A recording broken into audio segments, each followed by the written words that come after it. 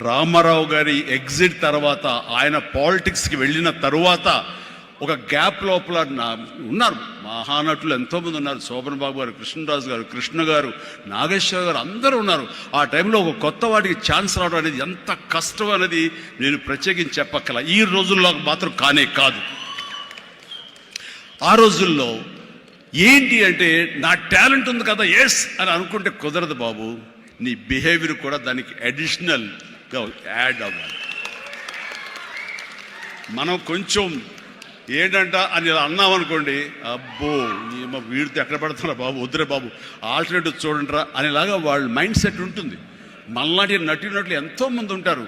But వాళ్ళలో మనం best option అంటే, అపార్ట్ ఫ్రమ్ అవర్ హిస్టానిక్ టాలెంట్స్, మనకున్న నైపుణ్యం కంటే కూడా మన వ్యక్తిత్వం అని కూడా అక్కడ చాలా చాలా ప్రధానమైన పాత్ర వహిస్తుంది. ప్రేక్షకులు ఫస్ట్ వాళ్ళను గుర్తించారు.